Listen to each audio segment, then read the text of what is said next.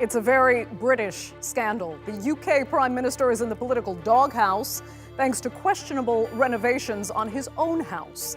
Is this just a temporary tabloid distraction, or could it shake the foundations of Conservative Party support? I'm Andrea Sankey, and today's newsmaker is UK Prime Minister Boris Johnson.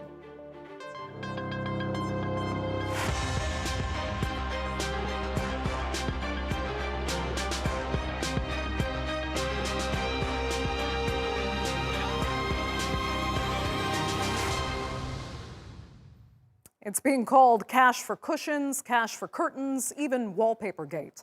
But the witty monikers hide a far more serious issue, one that is now the focus of 3 separate inquiries with rumors of a 4th. It's all happening next door to the Prime Minister's office in the apartment above 11 Downing Street that the PM shares with his fiancée, Carrie Symonds. The couple reportedly couldn't stand the furnishings of former Prime Minister Theresa May, and some reports say the cost of their upgrade could have bought the average British family an entire house. Now, separate investigations, including one by the Electoral Commission, center around who paid for the work and whether any donations were properly declared.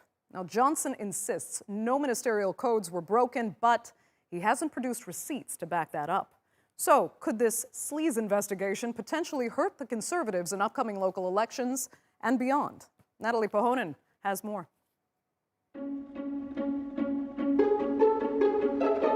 What's the fuss about a home renovation? Well, if you're the British Prime Minister, plenty. Boris Johnson resides at number 11 Downing Street. The PM receives an annual taxpayer-funded allowance of up to $41,000 to contribute to the costs of maintaining and furnishing the residence. But reports have been circulating that accuse Johnson of using Conservative Party funds for a makeover that's potentially closer to $280,000. The Prime Minister has told the UK Parliament he paid for the refurbishment himself. But Johnson has not directly answered the question of whether the renovation costs were initially paid for by someone else and then repaid.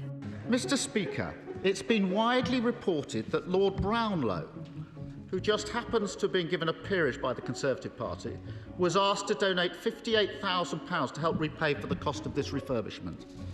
Can the Prime Minister, if he's so keen to answer, confirm, did Lord Brownlow make that payment for that purpose? Prime Minister. Mr. Speaker, I think I've answered this question several times now, and the answer is that I have covered the costs. I have met the requirements that I've been obliged to meet in full. The Electoral Commission, an independent body that oversees both elections and regulates political finance, said there are reasonable grounds to suspect that an offence or offences may have occurred. It's now formally investigating to find out if any rules were broken when it comes to financing the renovation of the flat, and whether any funds used to pay for the renovation should have been declared under the law as political donations. Politicians are required to declare donations they receive. If the Commission finds an offence did happen and there's sufficient evidence, it can issue a fine or refer the matter to police. Could you just declare, do you have full confidence in the Electoral Commission to do this work properly? Of course we will. As I said yesterday in the Commons, where to be frank, we gave this issue a pretty good run around the park. We will comply with whatever they want, and I don't think there's anything to see here or to worry about. Johnson may be under the microscope now, but he says the public are more interested in other issues. However, the allegations around the Downing Street renovations aren't fading away. And until the Electoral Commission investigation is finalised, those questions will remain. Natalie Pahonen, the Newsmakers. Let's get to our panel then. And joining me from Newton Abbot, England, is Anne Widdecombe. She's a former Conservative MP, former Brexit Party MEP, and she served as the UK's Shadow Home Secretary as well. From Newcastle is John Howarth. He is a former member of the European Parliament for the UK's Labour Party. He's now the co-director of Politics Without Borders. And from Edinburgh is advocate and barrister Iain Mitchell QC. Thanks all so much for joining us so much. John, I'll start with you.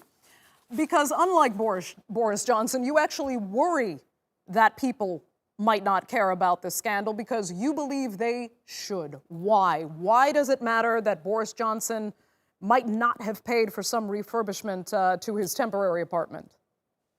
Well, it matters that the public know who is funding politicians and by how much politicians are being funded. And we need openness and we need transparency. And you know, the Prime Minister has only got himself to blame for not answering a straight question and a perfectly simple question. Most people who embark on interior decoration have some idea what it's going to cost and have some idea how it's going to be paid for and have some idea who they paid for those services. And realistically, what we need to know here is whether or not Mr. Johnson has followed the proper procedures as set out for politicians in the UK. Because I believe the public, first of all, needs to know, and secondly, do care and will care in the long term. And everything that's happened in the past 20 years over how politicians are paid, funded, and reimbursed for expenses demonstrates that in the long term they do. Okay, and Widdecombe, I mean, is it all about necessary transparency, or is this political, in your opinion?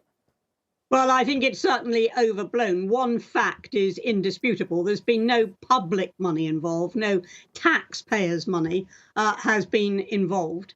And the real question is actually, it's pretty technical, although important, which is if he is beholden to anybody, and he knows that, i.e. it wasn't a blind gift or a blind loan, if he is beholden to anybody, then he should really have declared that in the register of interests. But that is something, you know, which comes up quite regularly. Is there something which you should have declared that you haven't? In the middle of this pandemic, I don't think the public care. And I think the most appalling thing was that at Prime Minister's questions, when there were enormous debates around whether or not we should be getting our freedoms back a lot quicker because the disease is so far in retreat, when that was what the emphasis should have been, Keir Starmer decided to talk about the Prime Minister's wallpaper. And frankly, I think the public at this point doesn't care tuppence because it's got an awful lot else to worry about. But Anne, doesn't that in a sense give Boris Johnson license actually to take advantage of the situation? Let me do this. It's a questionable behavior at best, but while the public is distracted, I can get away with it. No, not at all. Because, I mean, we have an investigation. We have the Electoral Commission investigating. Boris Johnson has said he will cooperate with the investigation. It's not as if there's no investigation. But what I'm saying is the public have got other priorities. It's a bit like trying to question Winston Churchill about his finances in the middle of the Second World War. You know, we've got big, serious problems in Britain. We've got a collapsed economy as a result of COVID. We've got unemployment. We've got vast queues for hospital treatment. We've got so much to concern ourselves with that this just looks like a typical bit of Westminster navel gazing. Fair enough. John, just quickly, I mean, is that a fair rationale? Well, no, and it's not fair to say that there's no taxpayers' money involved either, because as your report pointed out, the Prime Minister has an allowance of around about $41,000 on an annual basis to address the state of the property that we as citizens want him to live in. But it's not right to say that the Prime Minister has been open. It's not right to say that we're getting the investigations that we need to get. Many of us have called for an investigation into what went on in the early parts of the pandemic, and that has been central to the questioning that has been put to the Prime Minister on a regular basis. He is less keen to do that because he knows very well that he was missing the urgent meetings of COBRA, the emergencies committee that deals with this sort of thing, at an early stage of the pandemic, when it was absolutely normal under every other administration that the Prime Minister turn up and give these things his attention. And what we're seeing is a normalisation by this Prime Minister that the rules don't matter. The different rules apply to him and different rules apply to his government than have applied to governments in the past. Okay. And we need to see these things properly considered, and we need to see a proper investigation of what the Prime Minister had better to do than to attend those different meetings rules at the early apply. stages of the pandemic. Different rules apply. Why is he being subject to an investigation? Different rules don't apply. That's exactly Well, because why there is an investigation. The same rules apply. All I'm talking No, about is proportionality. There's an investigation. No. I don't know why we can't just wait for the results. Well, the investigation's happening because the rules appear to have been broken, Anne, as you know, Okay. and as you know also. The investigation is to determine if the rules were broken. The investigation will not presume guilt until it's actually found guilt. Fair enough. Fair point. Saying, we don't need an investigation because you have decided that the Prime Minister is guilty. Well, thank God you don't run the justice system in this country. Oh, Anne, unfortunately, it looks like we've lost your visuals for just a second. We still have your audio, but I want to bring Iain in at this point to talk a little bit about the legal perspective here. And Iain, I mean, it's not about what Boris Johnson did necessarily. It's about how he handled it and whether he did break the rules, correct? Well, it's really about transparency. I mean, I brought in here to bring you a little bit of objectivity, and it's probably a good idea to explain what the rules are first. They're actually quite straightforward. You, as a politician, if you accept a loan, the loan has to have been given by someone who is a permissible lender, basically somebody who's based in the UK. And loans should be declared. It's not that there's anything wrong with taking a loan, it's just we want to know where it's come from. And there's a very good reason for that, because British politics has been traditionally and historically really quite clean. We really have been concerned as the public to know that there are no hidden donors who might be able to bring background pressure upon our politicians, that there are no foreign donors who might be seeking to undermine the politician's approach to his job. These things are important. It sees to me that listening to both Anne Widdecombe and your other speaker, they're actually, for all the heat and good-natured banter of their conversation, they're not actually really disagreeing with one another as to what the rules are. And the debate seems to be turning into one of, well, does it matter? And as a lawyer, you'd expect me to say, yes, it does matter. Okay. There's another debate as to how much it matters and how the public are responding, but that's, I think, another topic you're probably going to get onto. Should maybe give the other two a chance to get a word in edgeway. But I do think if we approach it that forensic way and just simply ask, what are the rules? Right. And, but I mean, Iain, just, the basis of, we're used to politicians lying, and they get away with it all the time. But in this case, does it matter if he lied when protocol says any member of Parliament caught lying is obliged to resign? Well, we don't know he's been lying. Anne Widdecombe is correct to the extent that somebody is innocent until they're proven guilty, and that's why we're having an investigation. But there's certainly, I do find interesting the way that he didn't actually answer a very straight question repeated a couple of times at Prime Minister's question time. There's another argument as to whether that's a worthy thing to be doing in the middle of a pandemic, but the fact remains he didn't actually answer the question. He did say, well, he ended up paying for it all, and there's no reason to doubt him if he says that. The question which is unanswered is whether there was a loan which tided him over until he could find the money. Okay. So I don't think he's been lying. He's just not answering.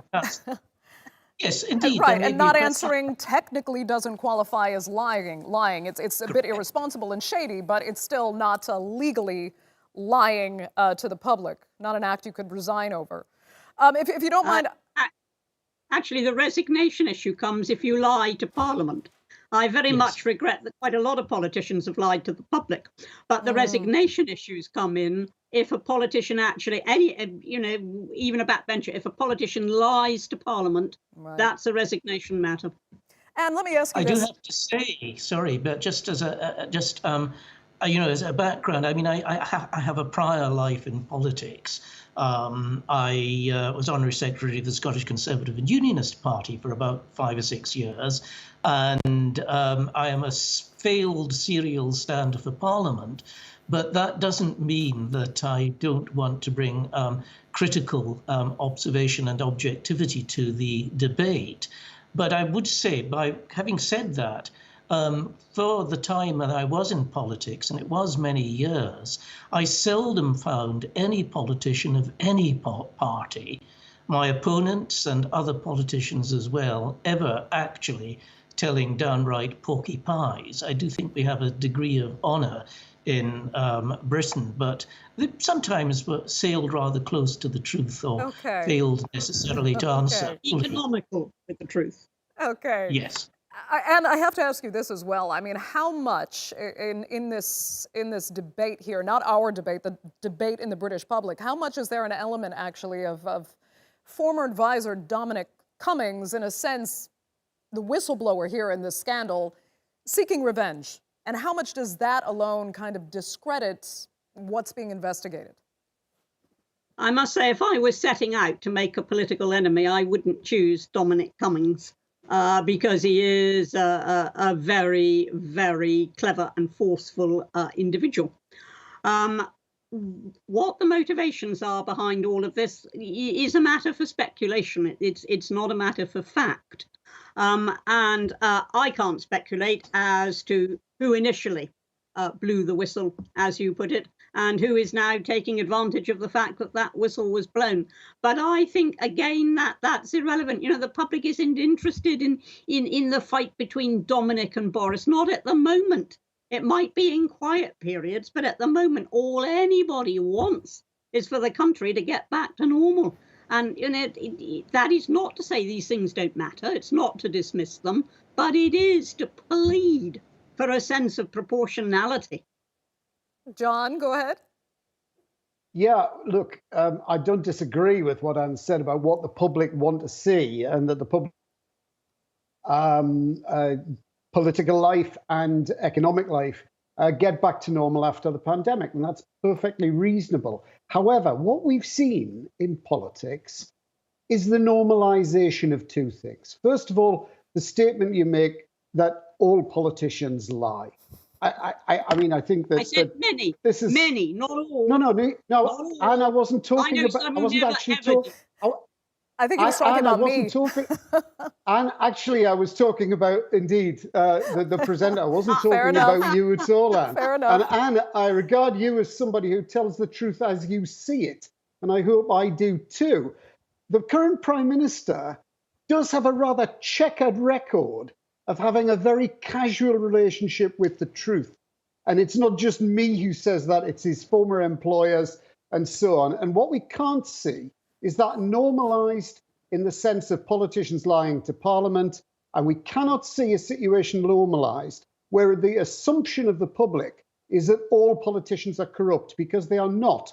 British politics has been particularly clean, I believe. And two things have happened.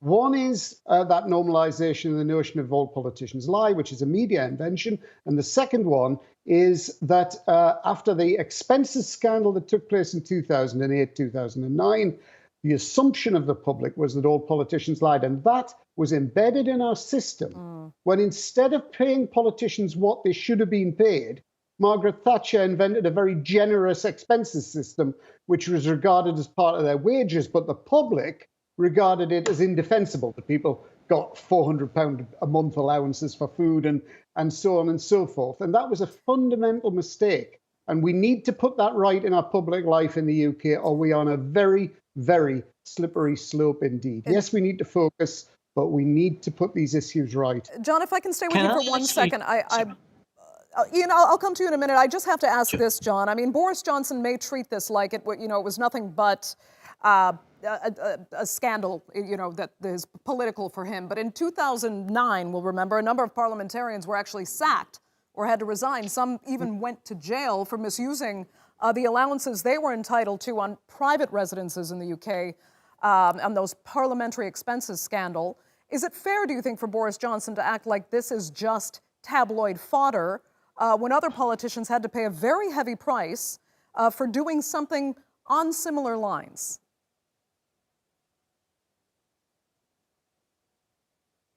Looks like we've lost Any rules.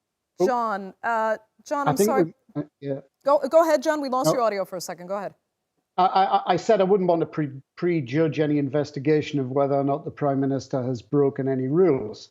But let's remember, is the Prime Minister who said way back in, I think it was 1998, when a Labour politician took a loan for a mortgage which may or may not have been declared properly, Boris Johnson was very keen to write a column condemning that person who may or may not have done anything wrong in that context. So what we see is a set of double standards. And what we have from the Prime Minister is a very elaborate act that disguises a dubious relationship with the truth and a dubious relationship with the rules as serial incompetence and so on. And frankly, it's an act that's going to wear out. Okay, Iain, I'm sorry, you wanted to come in? Yes, sure. If I can just pick it up from that conversational clue, de la Rochefoucauld, whose name I'm sure is constantly on our lips, once famously said that hypocrisy is the homage that vice pays to virtue. And it does seem to me that I'm not saying that Boris Johnson is hypocritical, because to say that would oblige one to reach a conclusion which the investigation is looking into. But what I do think is a legitimate point is that there does seem to be a particular electoral advantage which Boris has, which is that the public quite likes his insouciance.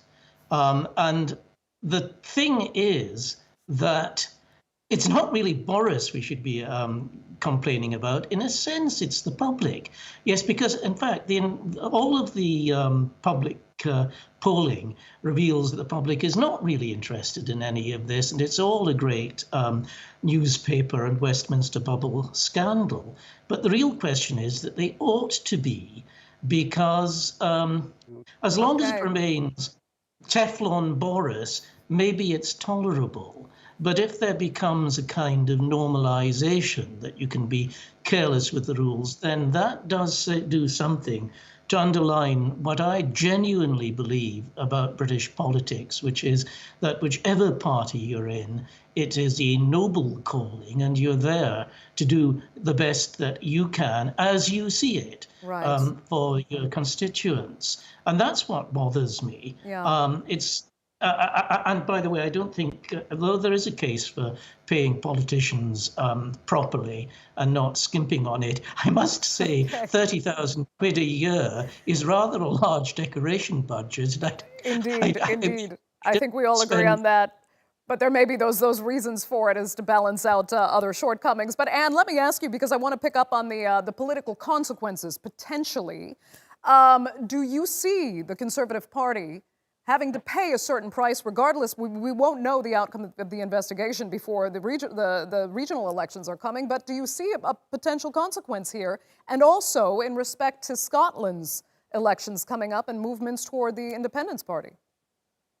Well, I don't think there'll be an immediate impact because, as I say, I think the public's rather too worried about other things at the moment.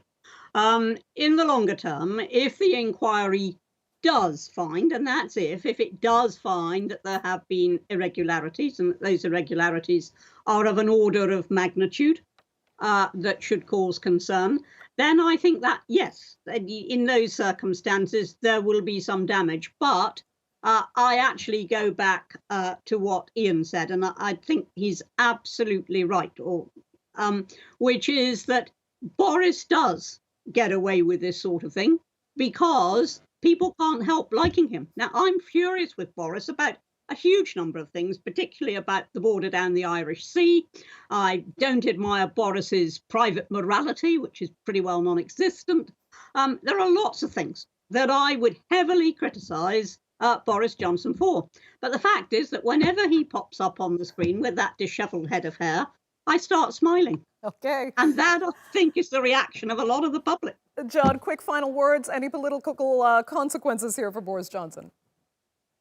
I think the political consequences for Boris Johnson will be long-term. I don't believe that the public is interested particularly in the detail. And I don't think the public wants to play the game Anne described quite nicely once as my shirt is hairier than yours. But I think the public do care about their politics and their public life being clean. And the difference between the situation Boris Johnson's in and the one I highlighted in the last section about the Labour Minister was the Labour Minister, although he had not actually broken any codes, resigned as a matter of honour. And that simply doesn't exist in the politics that we're dealing with now. Okay, Iain, unfortunately, I'm not going to be able to give you a final word there. We are completely out of time for this segment. I have to apologize, but it always runs by far too quickly. I'd like to thank all three of my panelists so much for joining us on this edition of the Newsmakers, and our viewers, of course, for tuning in as well. We'll see you next time.